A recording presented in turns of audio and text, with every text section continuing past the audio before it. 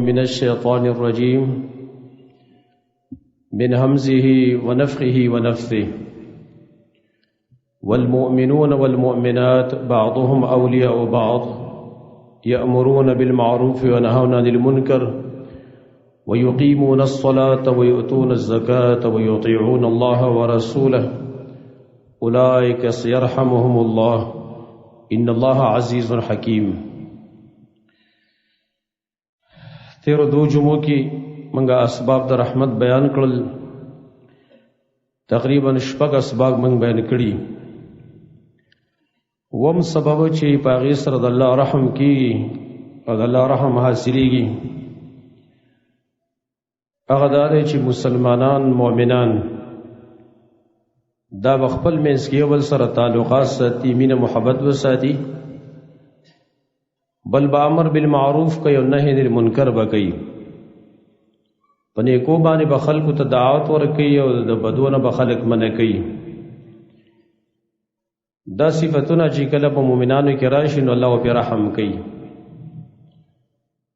او د آیت کریمه کې الله دا حکم ذکر کړی دی، المؤمنون والمؤمنات، مؤمنان سړي او مؤمنې زنانه، بعضهم اولیاء بعض، بعضی بدی کې دوستان د بعضو دي. یو کاردار چې بعضی به د بعض سره دوستانه کوي، مینه به کوي، د یو بل سره اسلامي ورورولي به پالي. نو بل کار به دا کوي امرون بالمعروف، په نیکو باندې به حکم کوي، وینهون عن المنکر، او د منکراتو نه د بدو نه به خلک منع کوي.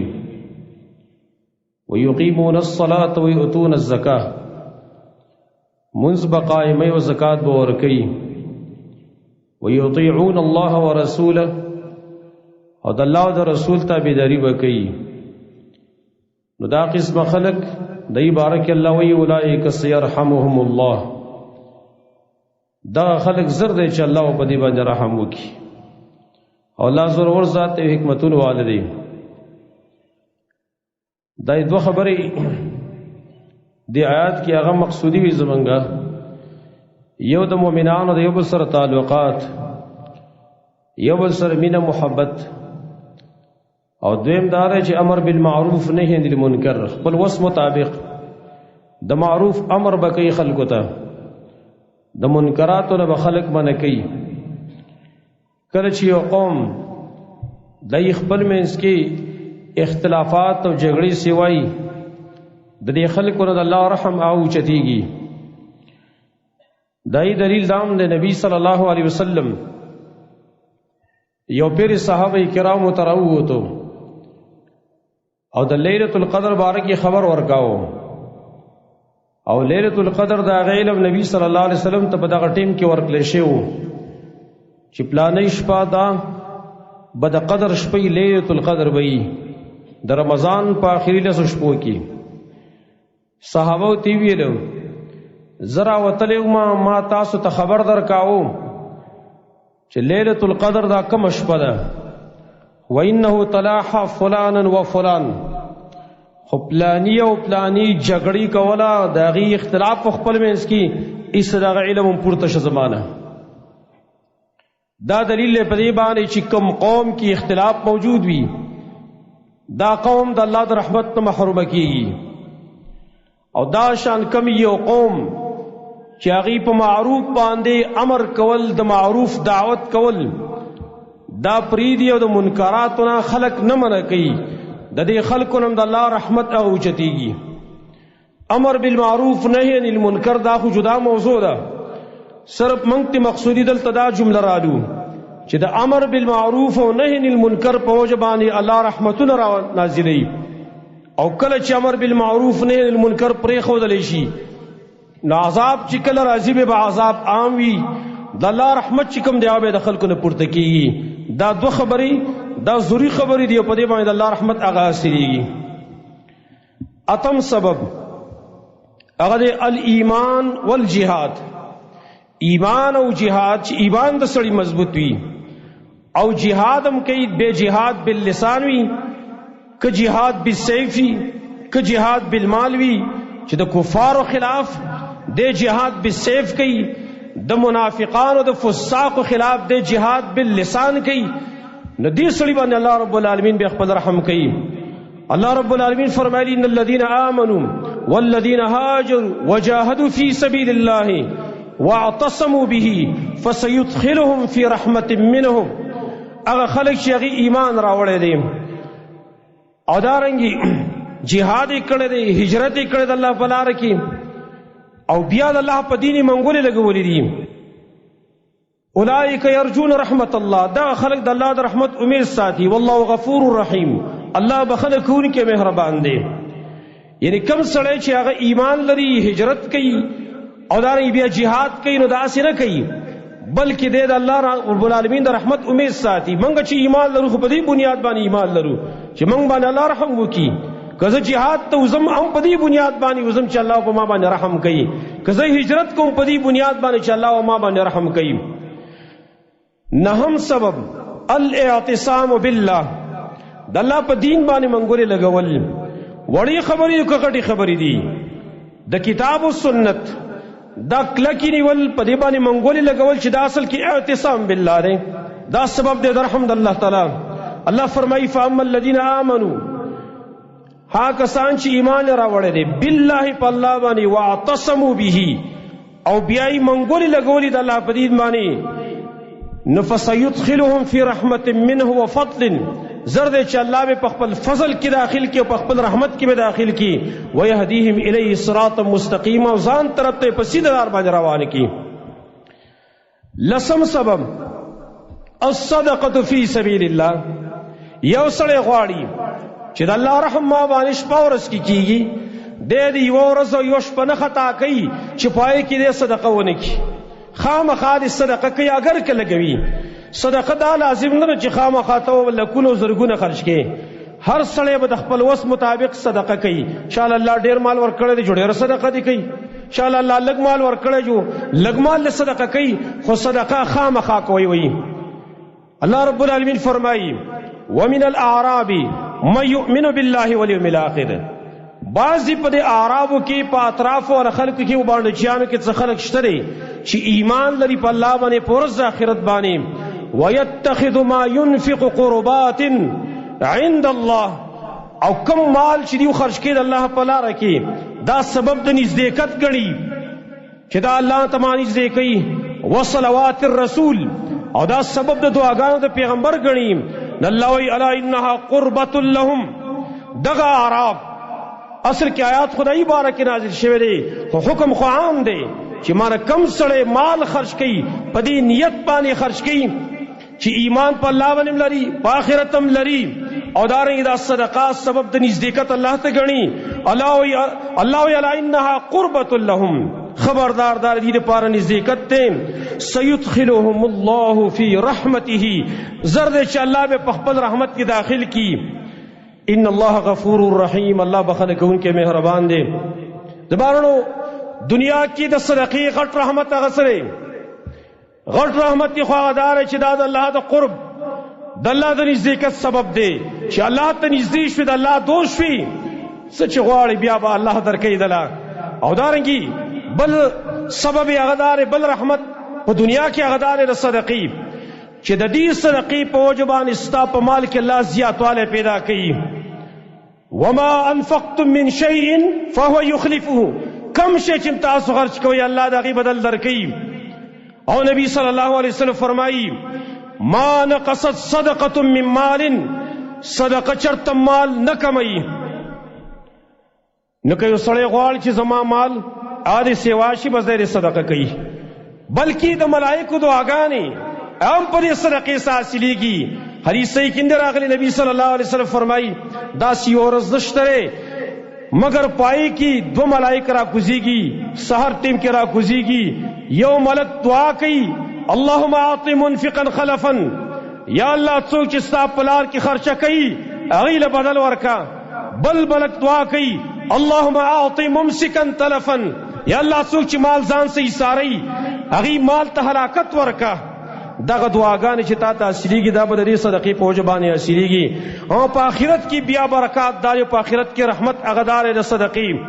نبی صلی اللہ علیہ وسلم فرمائی دی کل رجل یا کل امرئ فی ظل صدقته یوم القیامہ حتی یفصل بین الناس، ہر سڑے با د خپل صدقی په سور کی ناسی پورز د قیامت سو پورې چې د خلکو منځ کې فیصله نه شي، یعنی محشر میدان کی نور را کته شوی دی، خلک بربند ولاړ دی، رش سیوا دی، د خلکو په پیزار نشته، خپو کې څه نشته، نور دومره را کوشوی دی چې هر سړی په خپلو خلو کې ډوب دی. حدیث کې راغلی څوک پړکو پورې، څوک به د دې زنګنونو پورې، څوک د نامه پورې، څوک دی وایي دا واګې به جوړې شوي دی دې خلو نه.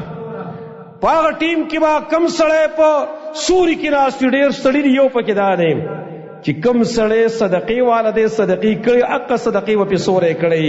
کل امرئ فی ظل صدقته یوم القیامت حتی یفصل بین الناس، د خلکو د حساب کتاب ختمېدو پورې به دی په خپله صدقې په سوري کې ناست دي. معمولی خبره نه ده. دیو جن یزید ابن ابي حبیب مشهور راوی دی د دې حدیث، دی وی بل یو راوی دی ابو الخیر. دا ابو الخیر بارک هغه وی کان ابو الخیر لا یخطئه یوم الا تصدق فی بشیء. ابو الخیر چې په دې حدیث باندې عمل کوو نو یوه ورځ هم دی نه دی خطا کړی چې دی پکې صدقه نه کړي، هر ورځ به صدقه کوله. وی دې دپاره چې په دې ثواب کې ماته حصه میلاو شي، او ورځ د قیامت باندې د عرش د سوري د لاندې یا د خپل صدقې په سوري کې ماته ځای میلاو شي. یو حدیث کې راغلی دی، حسن روایت تے، مسند امام احمد ابن حنبل کی نقل لے، اور نور اہل علم نقل کړي دي. نبی صلی اللہ علیہ وسلم فرمائی وی اللہ چې د ازمکه کله پیدا کړل نو د ازمکه سي خوځېدله، نو الله غرونه پیدا کړل، د غرونه په میخونه وال. ملائکه تعجب وکړو چې دا غرونه څومره مضبوط شي دي چې دا غټ ازمکه دا هغې د وجې نه په آرام باندې شوه، حرکت یې ختم کو. وی دا اللہ نے تپوس کو چې یا الله دا غرونه خو ډېر مضبوط مخلوق دی، خو د دې نه بل مضبوط مخلوق شته دی، قوي مخلوق شته دی؟ وی الله ورته ویل چې او شته دی. ویل اوسپنه هغه ډېره مضبوطه ده دی نه، اوسپنه باندې ګټې ماتېږي که نه. بیا ملایکو تپوس وکړل یا الله د اوسپنې نه مضبوط مخلوق شته دی؟ وی الله ورته ویل چې او شته دی، اور دی، اور چې دا اوسپنه سوځي که نه ولي کوي. بیا وی تپوس کو ملائکو چې د اور نه بل مضبوط مخلوق شته دی؟ چې او شته دی، اوبه دي، اوبه باندې اور مړه کېږي.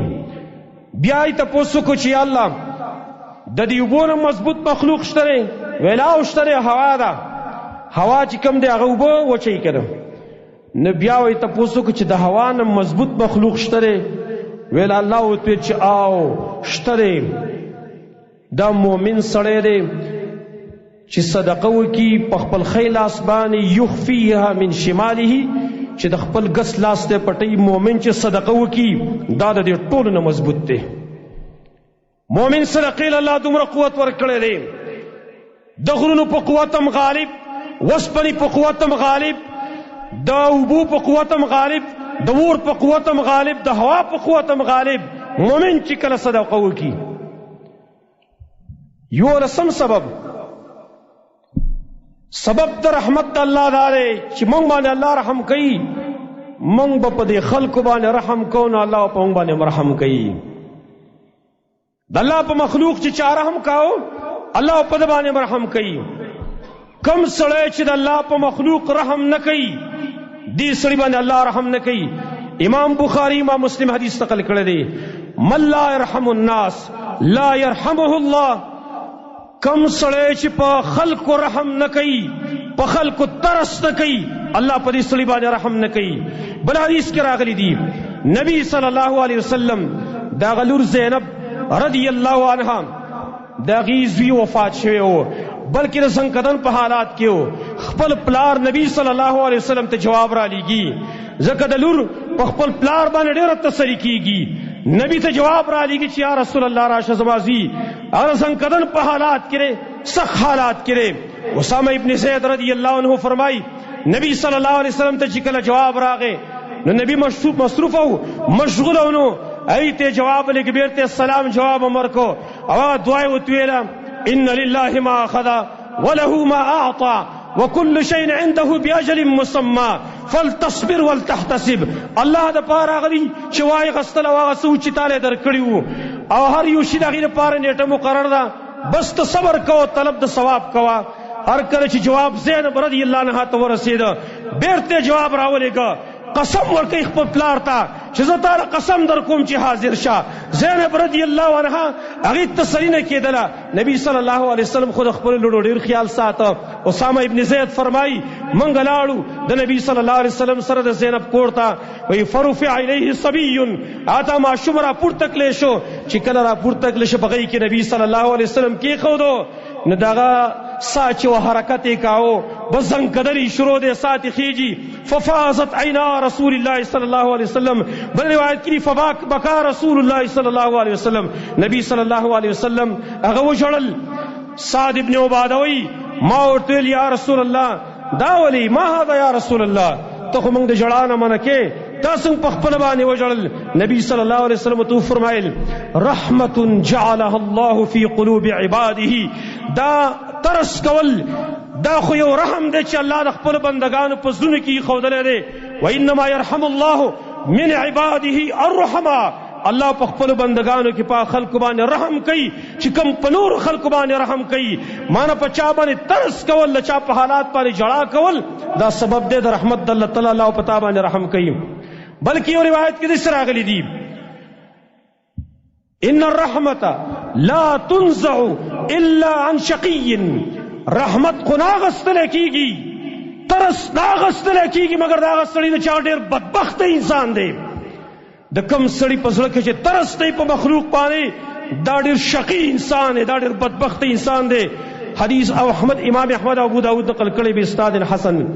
زمانو پدی معاشره کې منګ وګورو ډیر خلک شته چې دای په زړه کې ترس نشتا، هغه د حیوانیت ژوند تیری زونه د ګټي په شان ته سختي لکه څنګه چې بنی اسرائیل په باره کې الله ویلیو ثم قست قلوبکم من بعد ذلك، ساسو زونه دینه پس هغه سخت شو فهي كالحجاره، هغه د ګټي په شان ته بلکې دا غینم ډیر زیات سخو. په دې خلکو کې امداسي خلک شته په دې معاشره کې چې د غیزونه د ګټي نه ډیر زیات سخت دي. او اصل سبب د دې دا دی چې دا خلک د کتاب او سنت نه لري دي، قرآن او حدیث ته لري دي. د قرآن او د حدیث په ژبانه پسله کې ترس پیدا کیږي، رحم پیدا کیږي، په یو بل باندې خپه کېدل پکې پیدا کی. انسانیت چې مونږ ته خی، قرآن مونږ ته خی، حدیث مونږ ته خی، لیکن هغه څنګه دې دې حتی ورسېدله چې د پلار او د زوی، د پلار او د لور، د مور او د زوی او د مور او د لور کا په انسانانو کې په حیواناتو کې دی خپل منځ کې یو غټ ترس لري په یو بل باندې. لیکن نن دلی فتنو په لور کې د کتاب او سنت لري کې دو په ژبانی زونه دومره سخت شول چې تاسو به بل ورځ واقعا اورېدلې وي چې یو بدبخت پلار هغه درې ورځو ماشومه چې پیدا شوه وډزي وشتري، وډزي په تومانچه باندې وډزي وشتري ده د درې ورځو ماشومه، لا حول ولا قوة الا بالله.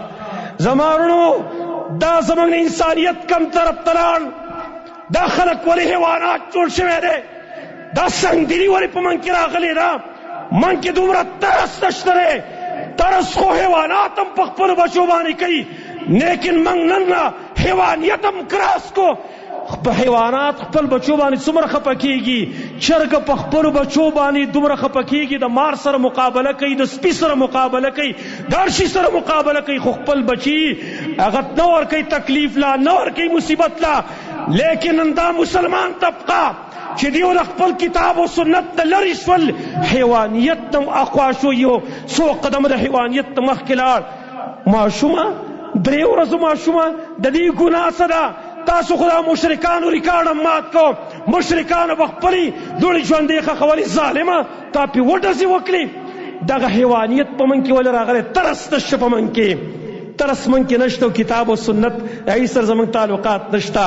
کدا حدیث بات یاد وي چې نبی صلی الله علیه وسلم فرمایي من عال جاریتین، چا چې د دوو جنکو، د دوو لونو یا د دوو خویندو دغه تربیت وکړو، دغه دیکھبال وکړو، دغه د روټۍ پروګرام، دغه د لباس د پیزار پروګرام وکړو، او زیله ترجیح په هغې باندې ور نکړه، نبی صلی اللہ علیہ وسلم فرمائی دا دو گوتی اوچت اکلے وہی زما سو پا جنت کی دس راسی زمانو نبی خو منگتر ما شمانو جنکو مبارکی دا درس را کرو حدیث بخاری کراغلی چی نبی صلی اللہ علیہ وسلم با پمانزکی خپلن وسی امامہ بنت ابی العاص دا خپل لورز نالوری وان وسیوا هغه په غي کې اغستلې وا او چې کله به رکوع تخکته کېده سجدي ته بخکته کېده هغه به کېنه ولا دا یو سبق ورکاو مشرکانو ته چې مشرکانو تاسو خو چې لکې ژوندې خخوي لیکن موږ دومره مینه ورکاو چې په مانځ کې امزان سره اخلو او دا ظالم راولګېده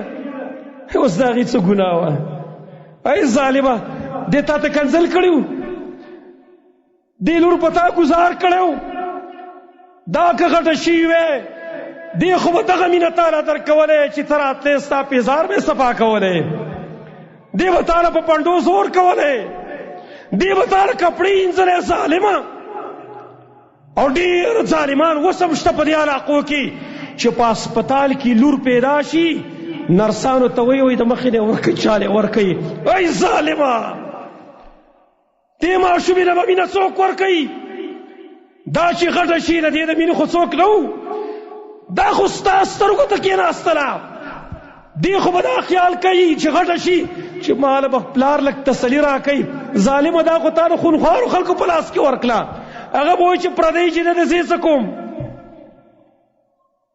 زمونږ زړونه دومره سخت شول دومره سنګدله شول او نبی صلی الله علیه وسلم فرمایي من لم يرحم صغیرنا ويوقر كبيرنا فليس منا او بل روایت کی من لم يرحم صغيرنا ولم يعرف حق كبيرنا فليس منا چا چې زمون په ماشوم رحم ونکو د مشر دغه حق ونه پیژانته دا سړی زمون نه دی ګوره لہذا که په بل باندې ترس وکړو الله پتا سبحانه رحم وکي ارحموا من في الارض يرحمكم من في السماء اغه خلق چې په دې ځمکه کې موجود دی پاغي رحم وکي اغه ذات په پتا سو رحم کوي چې کوم په اسمان کې دی لہذا د بل سبب من ذکر کو یو لسم سبب چې څوک غواړي چې په ما باندې الله رحم وکي په بل باندې ترس کوا په بل باندې رحم کوا څو غریب دی دغه باندې ترس کوا چا پیزار نشه په ترس کو پیزار ولا چا کپڑے نشته په باندې ترس کوا دی باندې ترحم وکا الله پتا باندې رحم وکي ان شاء الله باقي اسباب بل جمعه کې ذکر کو الله دې په باندې رحم وکي اقول قولي هذا واستغفر الله لي ولكم ولسائر المسلمين